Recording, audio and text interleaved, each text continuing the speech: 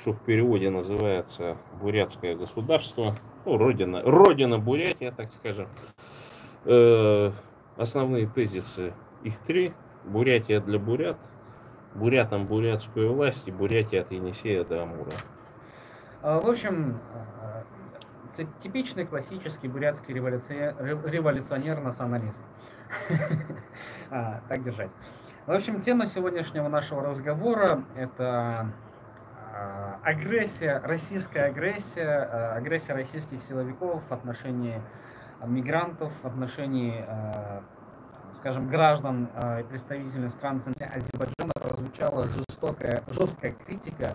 В стране Азербайджана прозвучала жесткая критика российских властей в репрессиях, шовинизме и неоимперской политике. Кстати, я смотрел отрезок этой передачи, там прям без купюр, знаешь, так, Россия такая и сякая. Дальше, поводом стали задержания азербайджанцев в Екатеринбурге, в результате которых погибли 5 человек. Это была облава, там унижали, оскорбляли, били, пинали, даже не дали вызвать скорую, ничего как обычно. МИД Азербайджана вызвал посла РФ, а в стране были отменены культурные мероприятия, связанные с Россией. Ну, тоже контракт. Минкульт Азербайджана обвинил российские службы в внесудебных расправах и насилии против азербайджанцев. Ну и на этом фоне одиозный российский пропагандист Сергей Мардан назвал Баку русским городом, подбивая массу в Мардан. Тут один известный для дагестанцев активист Али Чаринский, наш политический деятель, блогер, написал: способность Азербайджана ответить русскому агрессору будет преподноситься провокации Запада, но на самом деле это еще один показатель краха России. Искренне рад, что Азербайджан выходит из зависимости от тупого соседа и имеет смелость идти своим путем. Ну, ты знаешь, это вот, в общем-то, совпало еще с таким моментом, что в соседней Армении, да, когда у них недавно был конфликт военный, вдруг арестовали, значит, там какого-то архиепископа, потом еще какого-то того персонажа, который готовили переворот прорусский. Понимаешь? То есть я думаю, что Закавказье, так скажем, ну, понятно, что Грузия, она давно стремилась к независимости, да, но все равно они сидели в такой вот, знаешь, постсоветской зависимости, в которой находится тут же Казахстан, Узбекистан, там Туркменистан, Таджикистан, может быть, в меньшей степени, но тем не менее. То есть вот сейчас я понимаю, что и Азербайджан, и Армения, и Грузия, Грузия в меньшей степени сейчас, может быть, но Азербайджан и Армения, они избавляются от руки Москвы, которая их ставила, хотя они там тысячелетиями жили рядом, так скажем, никаких крупных конфликтов не было. И вот сейчас все конфликты, которые, там, собственно, постсоветского пространства оставались, они же все были срежиссированы в Москве.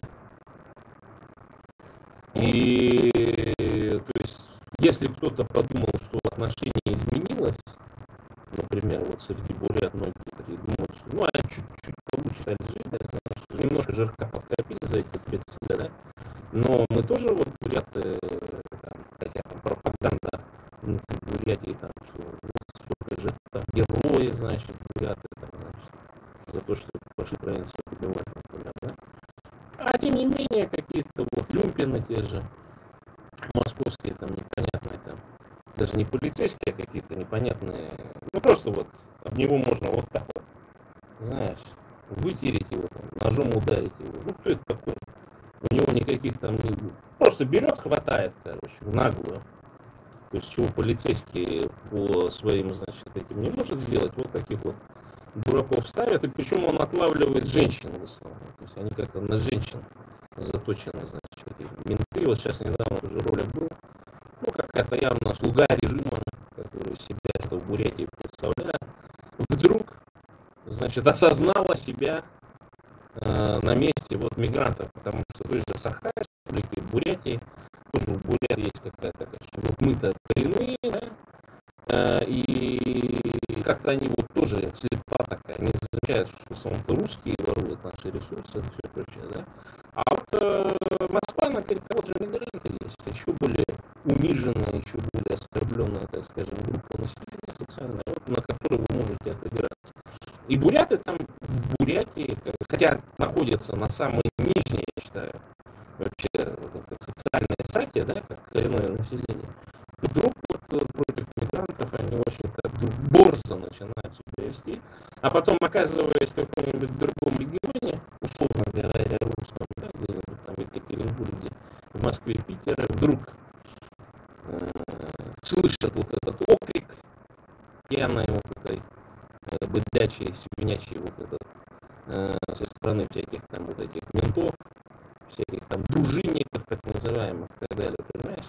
И вот он слуга режима бурят, и вдруг в Москве он оказывается вот. И это их коробит, конечно. Какой-то азиат. Да, и вот она ему задает грамотные вопросы этим полицейским.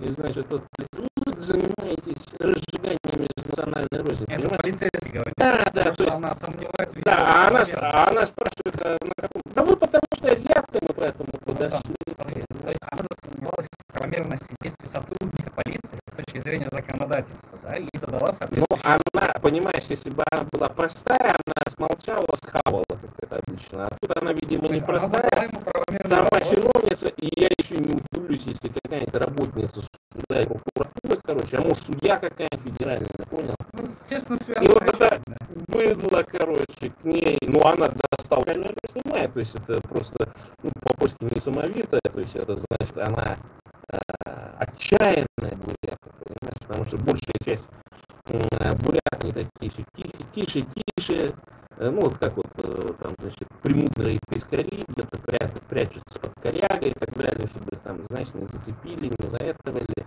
чтобы это наружу не вылезло. Вот. Ну, самые такие, вот я не знаю, наверное, на всем постсоветском пространстве, да, построссийском пространстве, самые униженные, оскорбленные, значит, нацмены — это буряты, которые не могут за себя и за свои права постоять. И вот в этом-то как раз и состоит проблема о том, что для чего независимость и суверенитет с детства должны к этому буряту внедряться и национализм, так скажем, бурятский прививаться.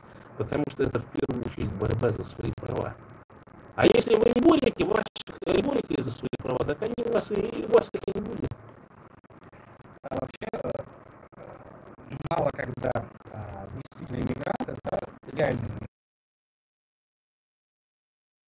каким-то образом отстаивают свои права в России, когда силовики производят свои мероприятия, так называемые, ну, проще говоря, как это называется, что они обычно делают, наезды.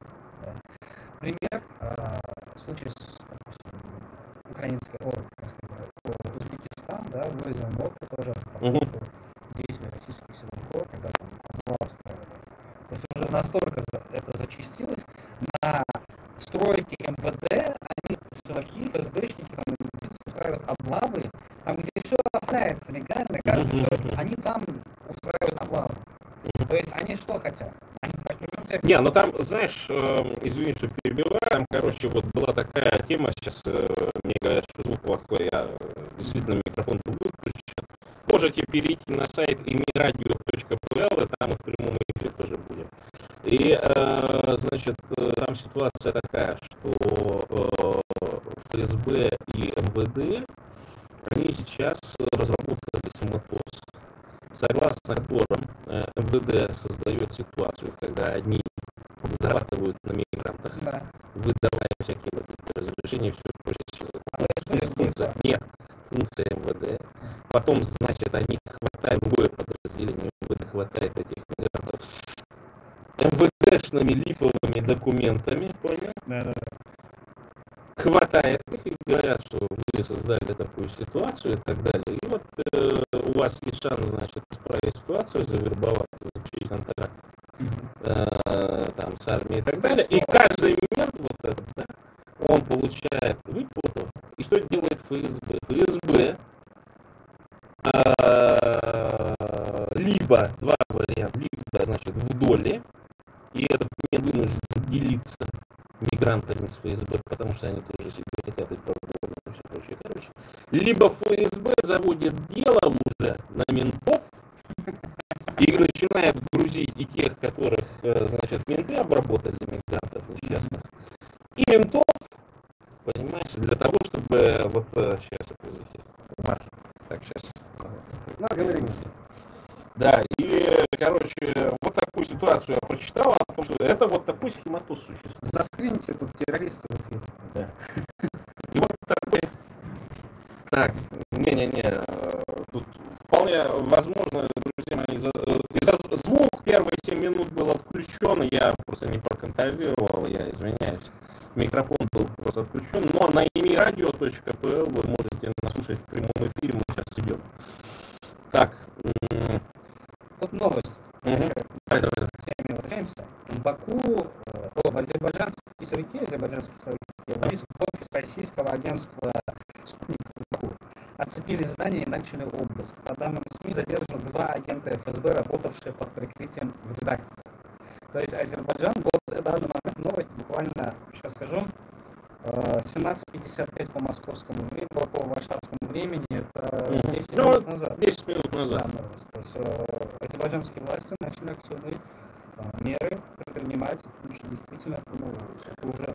То есть обрати внимание, сколько было по центральноазиатским республикам, да, там кыргызы, кыргызстанцы, там казахи не видел еще, Узбекистан, Таджикистан, особенно Таджикистан, да, после этого Крокус-Сити, какое давление в России, как силовики облавы устраивают, бьют, оскорбляют, пинают в кафе, в мечети, в спортзалах, на улице, где угодно, они просто, даже русская община, которая вообще юридическая, их действия имеют юридический статус как преступление, фактически, да, что они делают? Они обеспечивают, как якобы какая-то дружина, обеспечивают... смотри, по республике Бурятия, я могу сказать, эти вот представители русской общины, это либо ментовские, либо ФСБшные агентуры. Сам подумай, они могут облавы устраивать, задерживать людей, документы как-то проверять их, на пол, на землю ложить, на пол. Ты знаешь, была такая организация в царское время, создали такую черносотицу. И там либеральная пресса и так далее над всеми угорала, потому что, значит, в одном из купе поезда, значит, сидело 2 черносотенца, выдавали себя за каких-то революционеров и друг дружку вербовали. То есть там можно почитать вот про то, как вот эти вот черносотенцы существовали, но когда революция случилась, внезапно вот эта огромная просто организация вот этих вот ублюдков, она куда-то исчезла. Точно так же, как исчезли вот эти приставы, например. То есть вот больше всего в народе не любили вот приставов, и потом следом шли вот эти черносотенцы. А я читал историю, куда 3000 этих приставов потерялись в Москве. И, говорят, в первые дни революции разорвали просто. То есть их ловили на улице, и они просто не доходили до дома. Спаслись только те, у которых была одежка, чтобы переодеться, и свалили просто. То есть тут такая же ситуация. Это специально вот это все самое отребье, которое вот эти, знаешь, мусорское, вот такое, знаешь, как это, не агентура, а такое, вот эти стукачи там, которые в таком полукриминальном вот этом существуют, эти всякие барыги, всякие, значит, вот эти вот мелкие преступники, вот эти, как их, бакланы, назвать и так далее, они все там. При этом самое смешное, что у них не хватает здоровья, чтобы завербоваться и идти на вооруженные силы, просто там не берут, они бы, может быть, и хотели. Но когда вот этих здоровья, да, там у них, да, потому что мне когда говорят, вот мобилизация, там они там, знаешь, эти пленные говорят, шел по улице, схватили, короче, и закинули, типа, такого не может быть, потому что любого вот этого даже, которого загрузили, значит, срок, там, мигранты и так далее, все равно пропускают через комиссию. То есть, если у него серьезное заболевание и так далее, его не возьмут. Давай предположим, что если в русской общине есть те, кто по здоровью не прошел на СВО, да, то это все было куплено. Или по связи. Да, сейчас система это же всегда, когда чеченские войны были, так называемые. На СВО попали, которые прошли бусификацию, мигрантизацию, да. Естественно, на их здоровье никто не смотрел. Не, ну смотри, если там серьезное заболевание какое-то, Просто онкология и так далее, его показывает, просто нет. нет, просто факт, Наоборот, еще есть множество фактов, когда больные люди покупали справку, чтобы якобы они- попасть, что они здоровы и так далее. Но тут ситуация такая, то есть я не верю вот этим пленам, которые говорят, что ну, просто случайно, потому что ну, по моим данным вот все поликлиники, там вот эти вот справки, они просто забиты вот этими, там, ну, знаешь, хронические алкоголики, там все прочее, 50-е, да, и которые вот проводят специалистов для того, чтобы заполнять обходной лист, чтобы попасть, заключить контракт и все прочее. Понятно, что, например, если есть у каких-то там, значит, задача, палка, так скажем, выполнить определенный призыв, за что они получают, естественно, финансирование.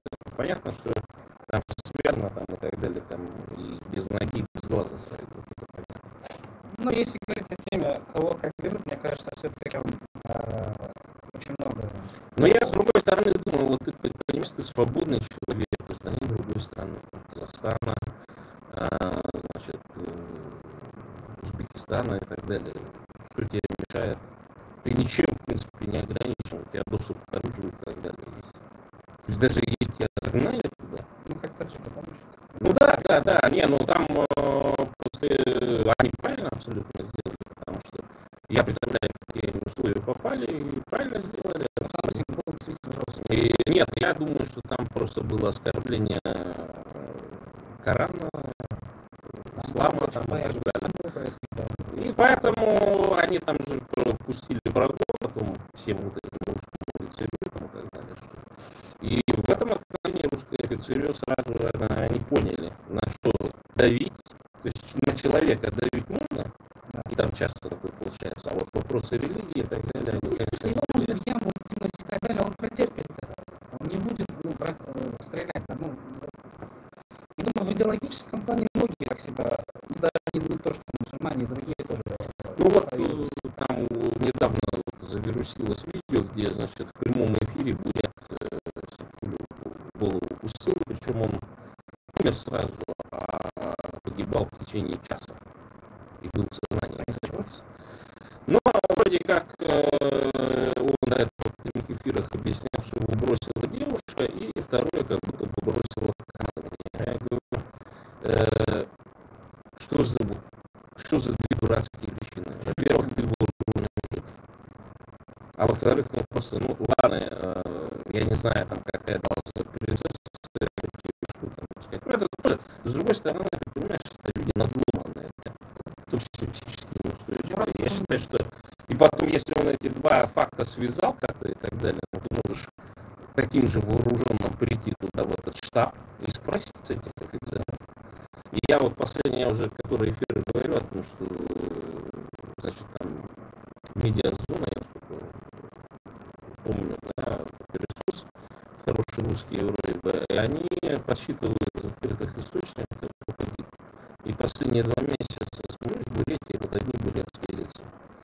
Причем, если раньше я там говорил о том, что много, так скажем, обуряченных персонажей азиатских, да, там, то есть и метисы, и казаки, и венки, и маньчжуры, и прочие там малые народности азиатские, значит, которые заказали буряты. Сейчас прям природные буряты идут, как офицеры, которые сознательно шли. И я говорю о том, что я предупреждал, что когда будет какой-либо договорняк, всех представителей национальных регионов начнут сводить в определенные группы и просто утилизировать. То есть все эти куты, буряты, более-менее крупные тувинцы, то есть будут пускать под украинские пулеметы, короче, просто это русская стратегия, русская тактика, короче. Если вы там так или иначе родственники там находятся, вы эту информацию не присылайте, потому что это будет сознательное убийство ваше, завуалированное под приказ и прочее. Поэтому я говорю, что вот эти русские офицеры, это вот они главные враги. Ваши. Давно, кстати, вот этот момент хотел отметить. Обратите внимание, народы такие малочисленные, буряты, там, как Саха, у них есть такая проблема, когда что русские в состоянии бросать себя на мясо, на убой для, скажем, сокращения, да, численности. Ну, смотри, там же ситуация простая. Многие, я вот смотрю, да, это не просто тот, который вот по плану его взяли, там на втором, на третьем задании, там где-то запускательство в штурмовом отряде, или какой-нибудь зэк, ну, допустим, которые, или, допустим, бывает, там записываются эти, значит, суицидальными наклонностями персонажей, да? Нет, это те, которые были еще контракт заключили еще до того, как война началась, это офицеры кадровые, да, те, которые там все вот эти учебки и все прочее прошли. В основном понятно состав, но тем не менее. Плюс это те, которые воевали вот уже больше 2 лет, у которых опыт, у которых уже боевое слаживание, возможно, командирские какие-то зачатки, понимаете? То есть это все не просто, это конкретная задача сейчас. У русского офицерия там стоит, чтобы у всех представителей и Центральной Азии, и это не жалеть, не то чтобы не жалеть, а задача вот такая нацистская. Ну, то есть вот, кого-то, ну, кого на самом деле нужно денацифицировать, так это русские. Вот это русская офицерия. Конечно, то есть потому что, понимаешь, смотри, сколько набили ресурсов. Диаспоры, вот, например, в США, в других странах сильно растут. Всех представителей, да, народ. Все видят прекрасно, как капитализм на самом деле работает. А то, что в России всякие коммуняки и так далее называют капитализмом, так это не капитализм, это в чистом виде грабеж, потому что в капитализме там издержки противовесы все хорошо работают. И понятно, что наросло критическая масса революционная во всех нациях, которые могли бороться за свою независимость, суверенитет, или хотя бы спросить, а какого черта там тубной развес продает на миллиарды долларов угля в Юго-Восточную Азию, а где нам барыши, а где, значит, наше трудоустройство, а почему не мы? Разговор о том, что простые вопросы, понимаешь? То есть они с течением времени накапливаются, и, естественно, вот эта вот масса людей, которые, ну, допустим, там, англичане и так далее, и которые большей частью купились за финансы, да, чтобы идти, то они бы сказали, что, извините, мы сами можем здесь все взять, не надо нам туда идти, да. И в этом отношении Путин убивает 2 зайцев. Он убивает ту массу критическую, в которой могла зародиться революционная, так скажем, определенная мысль, а теперь их утилизируют, потому что они получили боевой опыт. И вот тогда, помнишь, давным-давно, 2 или 3 назад Кашин сказал про Буят и так далее, что вроде как вот эта война может не рассматриваться, значит, как способ научиться убивать русских или украинцев. Да. И в тот момент, как я сказал, смотри, помимо, если по поводу утилизации, да, утилизируют народы, где, допустим, как взять ту же Бурятию, где русские, что считать, на территории Бурятии в большинстве. Естественно. Остаток бурятов уничтожить каким-то образом, споить, убить на войне и так далее, выдворить из страны. Далее. Насчет русских. Ни у кого не должно быть иллюзий, что русских не в тюрьмах, которые переполнены были, наркоманы, маньяки и так далее, их тоже научили. Это же грязь нации, как бы, ну, по определению нации. Их тоже нужно отправляют. В этом для них это нет проблем. Потому что в их имперско-шовинистском движении русский это идеал. И он не может быть, как бы, ну, не может русский своим видом оказывать ущербность. 100% нацистская. Нет, на самом деле, ты знаешь, вот в нацистской Германии, да, эсэсовцы, а это же как раз вот этот преступный полумир, так скажем, это в основном элитом были в войсках СС и так далее. И они как раз показывали наибольшую...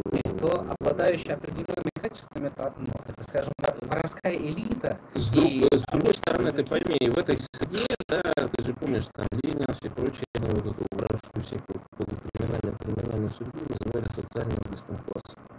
И на самом деле вот, многие недооценивают, насколько в этой среде остались еще вот эти коммунистические идеалы. Взять, да разделить, грабь, награбленное и так далее. То есть сейчас вот это вот путинский элита, КГБшная, которая с 90-е годы, это просто хорошие русские. Они наворовали, там, Москва же вообще жирная, там, ой, да мы там уехали там, в Париж, да Париж грязная, да, не сравнится с Москвой, там, и так далее, да? Ну, то есть вот эта вся масса московская, так называемая, да? Они там ни дня в жизни не работали на протяжении поколений, понимаешь? И они вот, ну, что, я побежал, все побежали, я побежал, да, понимаешь? А поезд таскали за 2-3 года, оказалось, что, ну, извините, ни на что не угодно, ни революцию сделать, ничего, и они уже сейчас знают потихоньку, да, возвращаться там и так далее, да, лучший город Москва, так он почему лучше, да, потому что это Москва, как и другие регионы, у него бюджет, вот один просто профицит бюджета или дефицит, разница между доходами, это 3 или 4 бюджета той же Чечни, например. Но зато выдает, что у Адама Кадырова сети за 7 миллионов долларов. 7 миллионов для Москвы это копейки относительно того, какие суммы денежных средств там средний чиновник где-нибудь в русском регионе. Ну, там, наверное, у чего-нибудь ребенка, который ходит в школу, и то на карман расхода больше денег. Да, естественно. Поэтому вот просто там же есть такая какая-то экономическая теория, короче, почему, например, людей волнуют какие-то такие, там, что как-нибудь, вот там 200 тысяч украл, там 300 тысяч украл. А не волнует, что там какой-нибудь чиновник вывел там 200-300 миллионов.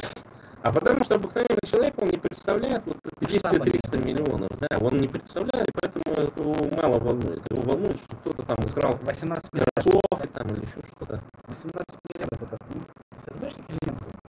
Ну, это, кстати, говорят те, кто в теме, это вот то ли недельная, то ли чуть ли не дневная обнальская тема. То есть они там каким-то обналом же занимались.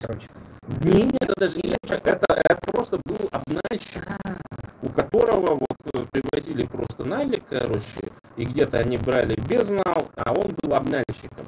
И это что-то вот сумма, которую они обналичивали то ли в день, то ли, короче, обналичивали в течение там, ну, даже если недели. Ну, даже если месяц. Да. Ну, сколько там у него денег было? Ну, потому что, допустим, до этого, несколько лет назад, относительно, когда вот Унитаза забрали, да, там тоже каких-то бухнули, но у них было евро и долларов, там что-то порядка там, 300 или 400 миллионов долларов было, тоже так же на квартире лежали на леках. Новость, да?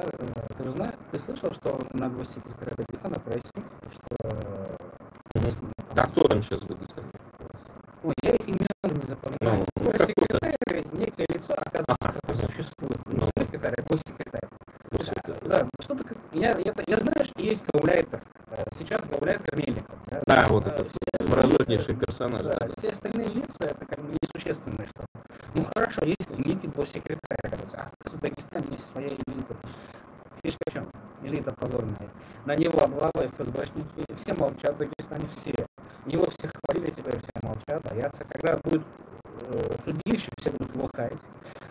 У него отжимают в пользу государства, увы, я думаю, это якобы, да, предприятия, связанные с нефтепереработкой, хранилищами и так далее. Дагестан нефти нет. Откуда предприятие? Ну, хорошо, там в порт Каспий приводит, почему это семье госсекретаря, и почему в пользу государства. И вообще, как это понять, да, там, ну, понятно же, что предприятие приносит много миллиардов. Нефть, переработка, хранение, это много миллиардов. А Дагестан это сумма.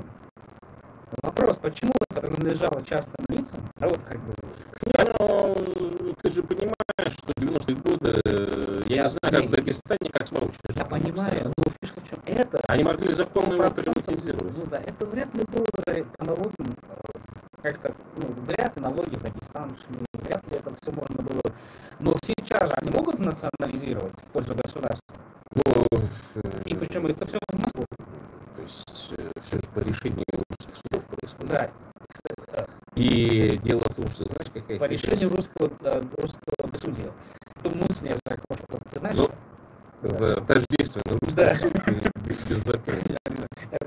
По поводу утилизации. Я вот обратил внимание, что у них, у российской власти, у оккупантов есть такой некий вектор политически относительно Дагестана. Ну, Чечня, понятно, там, Кадыровщина, Ахматсила, и не особо трогают. Да?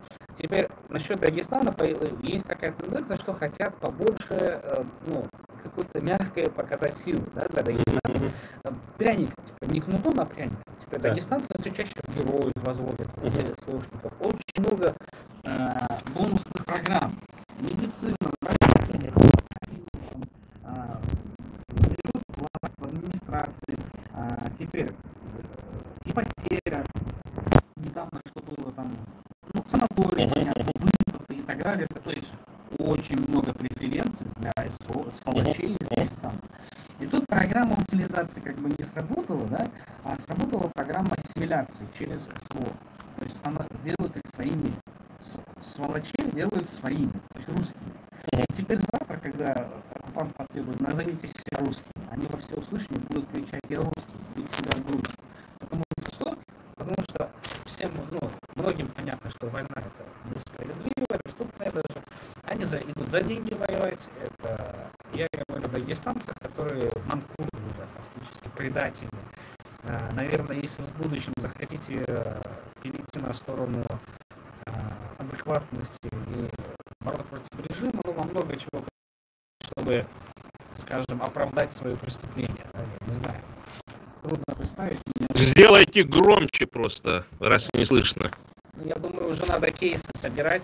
Нет, иногда боты у меня там залетают, пишут, говорит, не слышно ничего. Иногда, я думаю... В самом начале не слышно, да, действительно. Так вот, не на всех народах, я думаю, в данный момент работает теория утилизации, да, но в том числе работает и на вот таких, как зэки, которые уже из себя ничего не представляют, которые пропитые, наркоманы и так далее. Хотя, если так посмотреть, возвращаются с наградами, возвращаются с выплатами. По лицу уже не видно, человек или кто. А он герой. Ну там, знаешь, отчасти у кого есть деньги, да, и у кого есть там, допустим, представители организованной преступной группы, так скажем, групп. Они просто заезжают. Через свои каналы смогли это прогнать. Естественно, они прогоняют вот эти судимые за коррупцию, там еще какие-то персонажи, да. А некоторые же есть вот эти, их так, как это называют, аденокромчики там, или еще что-то в этом роде, которым, действительно, вот это дело не хватает, значит, каких-то там таких ощущений там и так далее. Они могут действительно там и штурмы ходить и все прочее. То есть тут логика такая, то есть если у тебя есть деньги и гораздо больше, чем ты получишь, да, то там все же за деньги решается. То есть вот там какого-то из Бурятии, значит, задержали, их отправили, я смотрел выпуск, значит, найди, по-моему, у тебя смотрел даже на канале, найди себя там или как-то там что-то. Я сегодня публиковал. Да. И там этот персонаж, он говорит, из Бурятии, кстати, он вот со всех выплат ему доставалось всего 40 тысяч рублей, потому что там поборы шли. И чтобы не ходить в штурм, отдохнуть, там нужно было офицеру просто наликом отстегивать. То есть вот эти русские офицеры, вот с этих 37-х гвардейских, с 5-х ДШБ и так далее, они там, я не знаю, за рубежом могут уже, наверное, там дворцы покупать во Франции и так далее. Столько у них денег, понимаешь? И вот этот русский офицер, его бы раскулачить по-хорошему, понимаешь? Вот в Бурятии, они же тащат куда-то эти суммы. Там преступный криминальный мир, организованная более преступность будет. Думаешь, будут... Адреса, пиццерия, налика много, наводку дают. Думаешь, будут расплачивать? Ну, я думаю, что там дальше все уходит генералам и так далее, и в конечном итоге там Путину где-то откапывается. То есть, и я думаю, что эта система, она давным-давно настроена, и, в общем-то, поэтому убрали, значит, там, Шойгу, потому что он-то, видимо, как представитель же, вот, скажем, неразвитых народов, да, он это дело любил.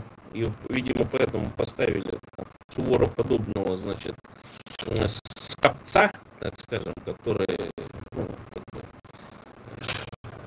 взяток не берет, там туда-сюда, короче. То есть это куда отваливается. В любом случае, может быть, в конечном итоге в администрацию президента там заносится, завозится, точнее, бусиками весь этот налик, короче. То есть и людишки себя довольно неплохо там чувствуют. Поэтому, естественно, что, вот, допустим, возвращаясь к теме, когда, значит, бусифицируют мигрантов и так далее, то есть это же вообще, он же нигде погиб, Ну, там десятки, пропал без ну, вести. 10 тысяч человек, но нигде не учтенных просто. Да, ну даже вот, допустим, чтобы признать, что он погиб, например, и тело вывести, это же тоже деньги. Там часто родственники это вообще-то и выкупают, короче. Ну, а там не легче им просто оставить или сжечь в крематории, и все. Я думаю, что вот эти мобильные крематории, которые, значит, в огромном количестве были изготовлены и поставлены на границе в 22 году, короче, они предназначались именно для утилизации концертов. Чтобы не найти, невозможно было найти. То есть вот то, что совершили в Буче, в Ирпене, да, вот когда гражданских там расстреливали, я предполагаю, потом уже по их планам должна была такая утилизационная, и все вот эти трупы, значит, закинуть и сжечь, короче, чтобы концы Ну, очень я не не получились. сомневаюсь, что даже Донецк, Луганск хотели зачищать. Нужно количество. Ну, им все равно никто не нужен, русский там не нужен. Просто нужна территория. Не, ну, отчасти это можно так считать, о том, что вот этот правящий класс в России, КГБшников, этих, помнишь, там была такая конференция лет 10 назад, и такой Путин говорит, или мы, или нас. Знаешь, Было такое. знаешь, там нужно? И они все смобилизировались, вот эти все ФСОшники, вот эта вся мразь, которая с 30-х годов расплодилась. Мы же просто даже себе не представляем, насколько вот эти репрессии 30-х годов, они повлияли вообще, в принципе, на все народы наши. Вот на бурятские особенно, они же там все запуганы. Там только стоит где-то просто там что-то про СБ, там, и так далее, про меня там сбросили эти менты, там, и эти красавицы, бурятские либералши, короче. И все, людишки боятся, короче, понимаешь? Насколько запуганы. Ну, так, я как бы непосредственно знаю об этом, потому что Ну, потому что вас вообще убивают, как эти отряды называются, когда тебя просто эскадрон смерти, когда вот в Бурятии нет такого, ну, могут тебя просто убить. на улице похитить. Да, а потом уже прислать какой-нибудь оперативник из Бурятии, типа Хасуева. Я И он там все оформит. для твоих зрителей скажу, это же, ну, вряд ли смотрят тебя, да? Ну, сейчас здесь человек. Ну, допустим, все равно посмотрят. Во-первых, просто на улице могут расстрелять, обвинить, там, это был террорист, ваххабист, бандит, там, он убил Кеннеди.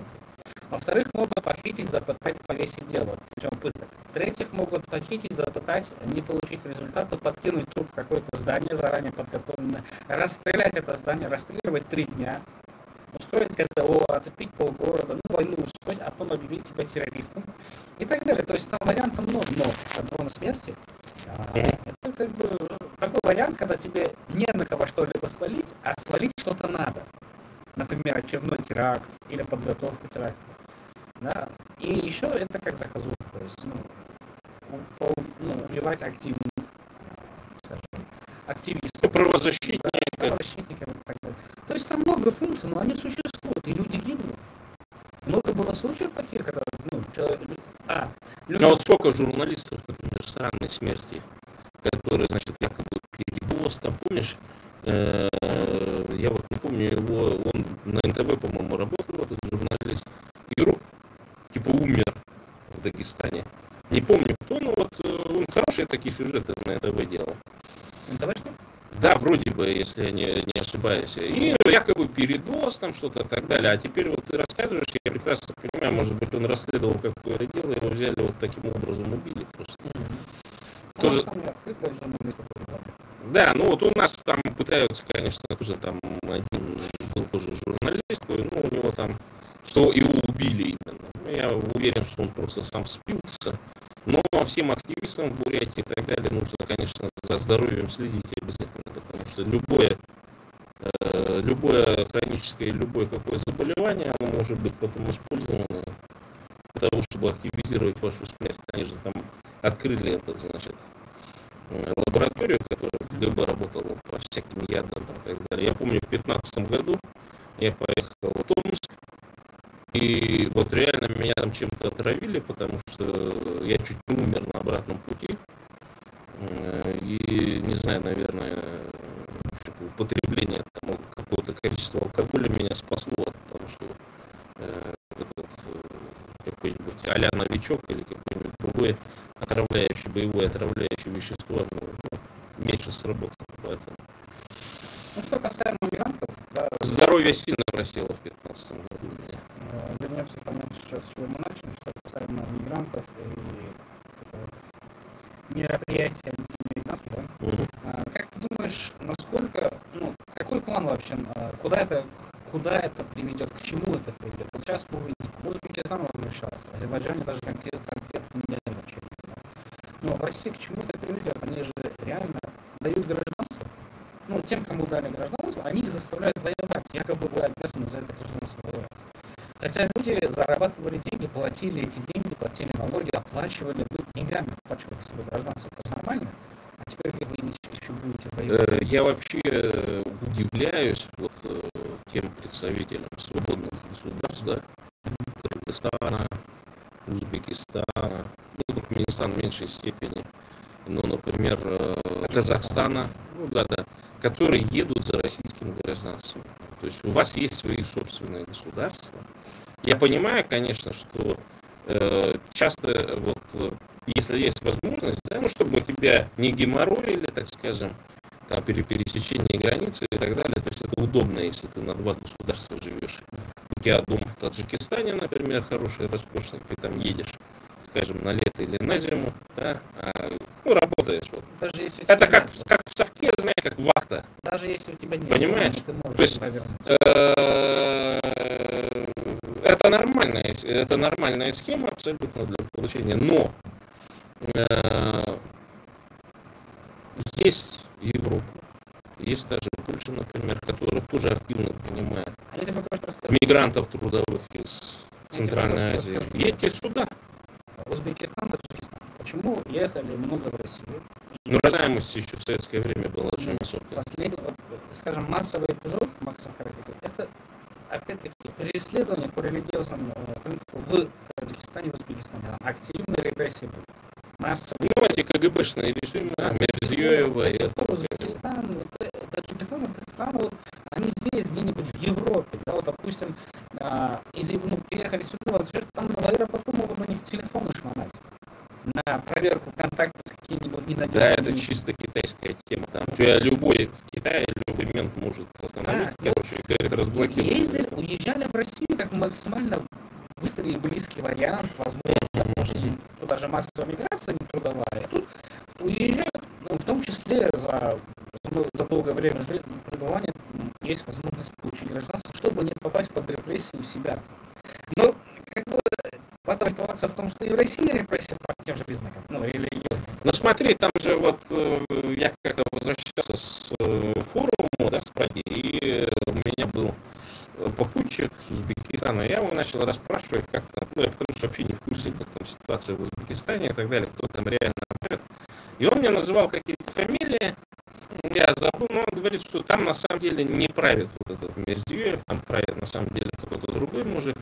И фишка в чем? В том, что эта вся элита узбекская, Путин в свое время создал такие условия, что они инвестировали награбленные в Узбекистане денежные средства в некоторые заводы в производстве внутри России.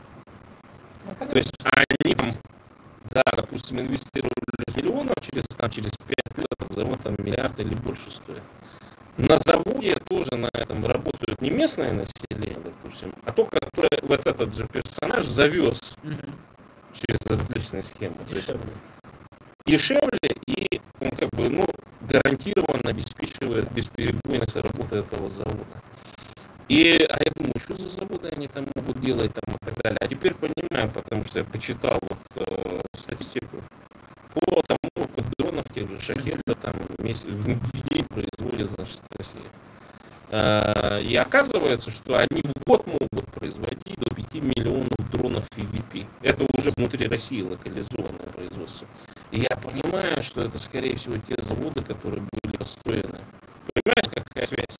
То есть, и поэтому эти простые люди, которые унижены и оскорблены в этих центральноазиатских республиках, да, они точно так же получаются, их элиты эксплуатируют и внутри этих республик, и точно так же эксплуатируют. И поэтому они оказываются между двух огней, как говорится. С одной стороны, организованная преступность внутри их страны, сросшаяся с криминалом, с властью, с КГБшными режимами и так далее. И то же самое происходит в России. То есть они дважды получаются с них, дважды имеют. И эта тема, общем-то, она и в Советском же Союзе существовала. То же самое. Только она называлась там коммунистическими стройками, ГУЛАГом. Да, когда тебя там за еду забрасывали, там, работать куда-то и так далее, или там какие-то стройки коммунизма и все прочее.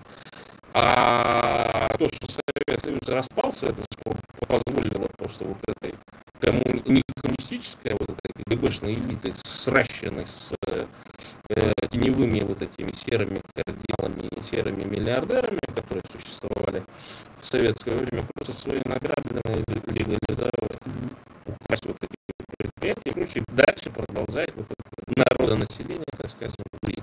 Я вот, поскольку патриот Бурятии, националист и так далее, я вижу, что мы, буряты, в 90-е годы вообще ничего не хотели. То есть нас просто обошли, отодвинули от всех тех ресурсов, которые должны нам по праву принадлежать. И вот мы поэтому и говорим, и пытаемся достучаться до бурятской элиты и сказать, что, ребята, пора вставать, пора волю добывать. Надо бы. А что? Это знаешь, как с женщиной. Вот вопрос, что там? Дают ли бабу тебе, короче? Нормальный ответ какой-то. Надо брать, а не ждать, пока дадут. Я не зря сказал о том, что гости там отжимают вполне себе богатый бизнес. Вот, мигрантов на войну. Ну, на войну как раз бизнесы. Знаешь, в интересах государства что такое, понимаешь? Ну, смотри, до 2010 года отжималась в пользу Путина или близких к Путину людей. Сейчас для того, чтобы навести. Сейчас это слишком опасно делать. И почему? Потому что сейчас вот это вот, я просто граждане СССР, там это вот этот элемент, понимаешь, грабь награбленное, это все вот эти вот агрессивные вот эти коммуняки, вот эти вот социалисты, всякие леваки, вот это вся масса, да? Они же наоборот, Путин СССР возражает. Все в государственную собственность. Мы снова станем государственными рабами, понимаешь, распределение вот эти вот все. Это же сознательно делается. Хотя понятно, что если оно уходит якобы в государство, что это значит? Это либо убыточный бизнес, это везде так. И создается вот это предприятие для того, чтобы просто из бюджета воровать огромные деньги через какое-то. Вот это любое государственное предприятие, это бездумная просто бочка, в которую там можно вкинуть там сотни миллиардов рублей, они там просто исчезнут. И я более чем уверен, что мы же не видим, что, допустим, в Домодедово тоже отняли бизнес, там куча вот этих иностранных бизнесов тоже непонятно как Они хорошо хоть и в частные руки, там, говорят, какой-то завод по производству йогуртов там в частные руки, там, Кадырова попал и так далее. Это очень хорошо на самом деле. А тот факт, что у него отжимает государство, это, знаешь, это как бы для вот этих, которые бы задавали вопросы, вот эти простачки, коммуняки, вот эти природные люмпины, комбинцы их называют. Для них это просто как идея было сейчас вот это отнять буржуев там. Ну, они думают, что лучше будет. На самом деле, я более чем уверен, что это отжимается в пользу кого-то из родственников Путина или местной элиты. Это просто такое, знаешь, перераспределение ресурсов просто. И туда поставят, сделают государственным, поставят каких-то своих людей, и купоны будут с них стричь еще в гораздо большем размере, потому что когда частник, ты свои расходы контролируешь, в конце концов. А когда это государственное предприятие, туда можно вбить огромное количество денег, и никто их не найдет. Естественно, 51% акций государственного принадлежат, остальное распределять среди своих, будут все это доить, пилить. Но суть в чем, все, что поступает в бюджет государства, бюджет, 51% тоже немало, да? Доля там бюджет поступающего как соответствующая. Это все идет да, все я более чем уверен, смотри, то есть все зависит от того, как там на какой налоговой системе же находится, да? То, что в дагестанский бюджет будут поступать, это что там, подоходный налог? Нет, дагестанский ничего не поступает. Ну вот, если они сделают как казенное предприятие, то вообще ничего не будет. Да, сразу же. Да. Акционеры все тоже, федеральное будет. Акционеры тоже будут не местные, естественно. Ну, а так как в Бурятии большая часть племенных предприятий бурятам не принадлежат ОАО, а знаешь, каким-то непонятным хреном, короче, связанным с криминалитетом из 90-х годов, выплачиваются дивиденды очень неплохие, короче.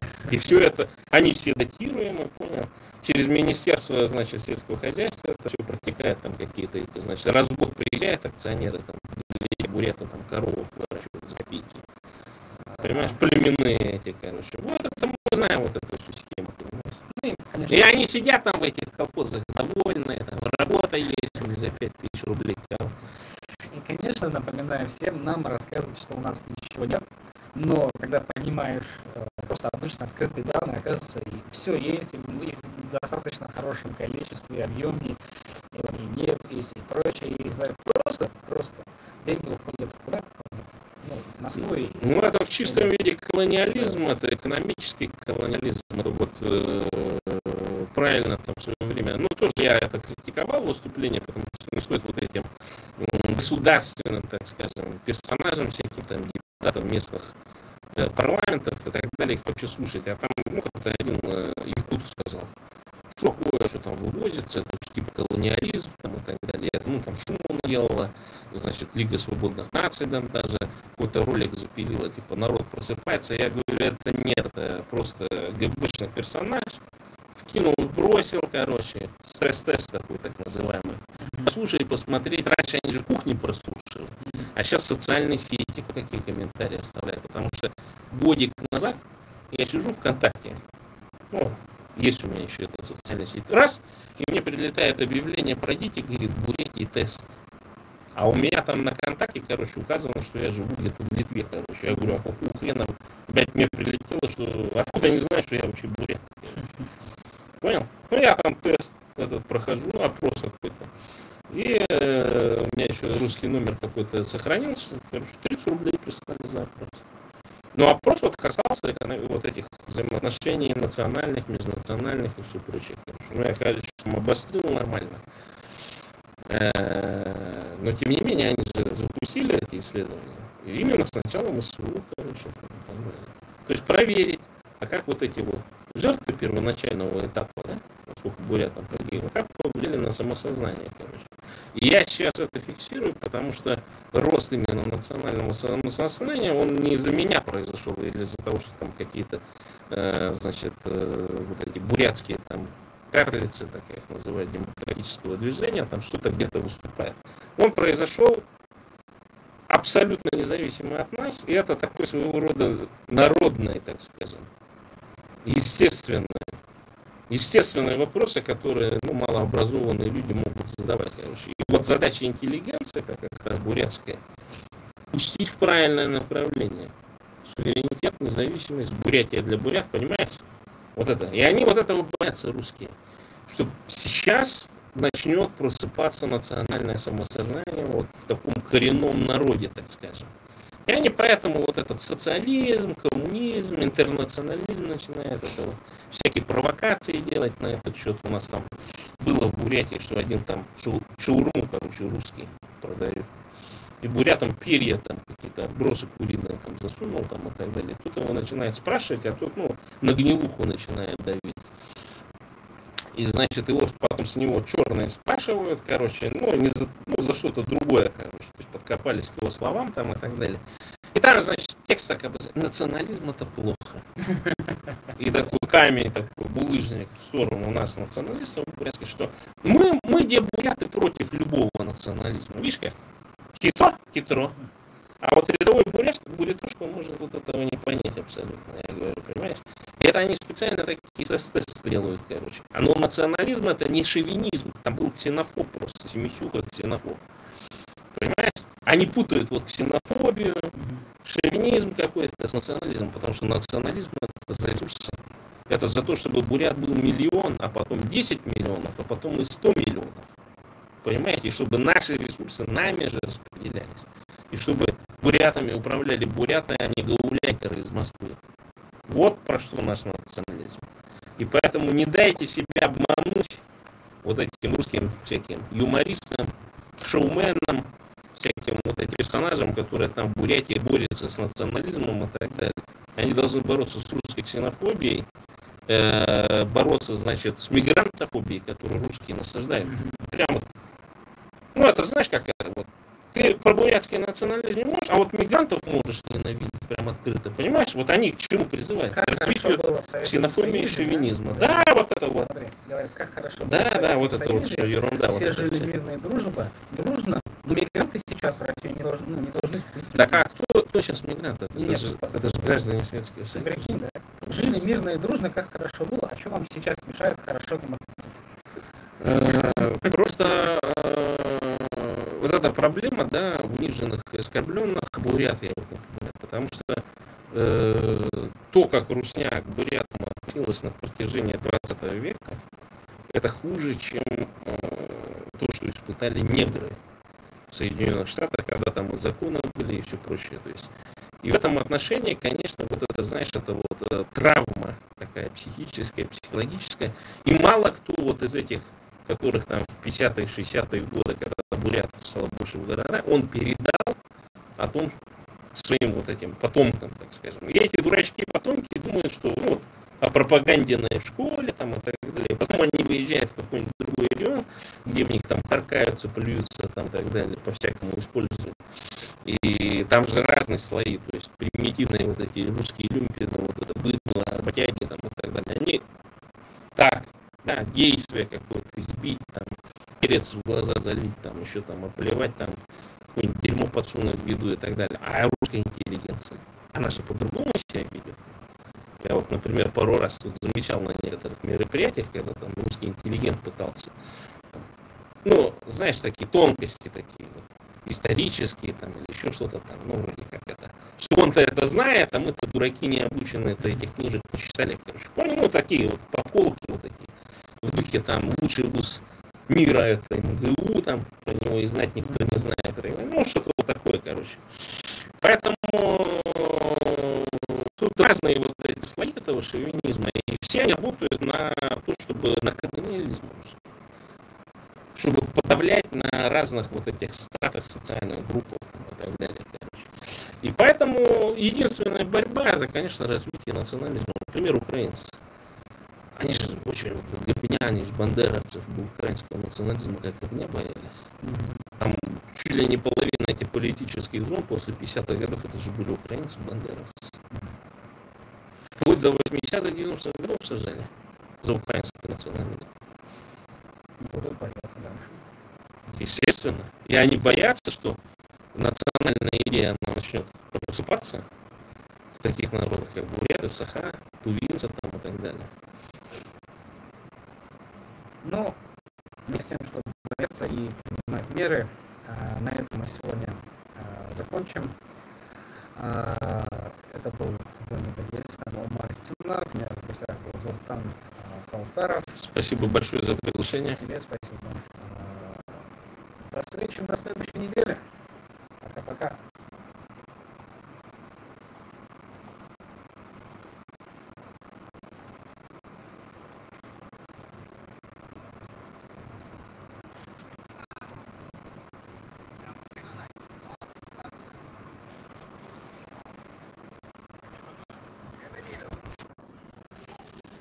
Это не звук репит, короче,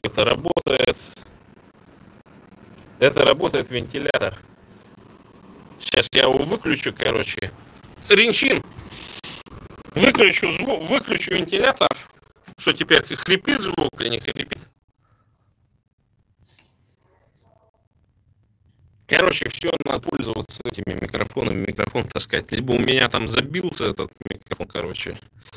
Может быть, его надо просто почистить. Грязь какой-нибудь забился. Ой! Так. Что ты такое говоришь? Может, на деньги Госдепа живем? Ну. Ё-моё, что такое? Что такое было? Проблема вообще. Так, это я все вырубил.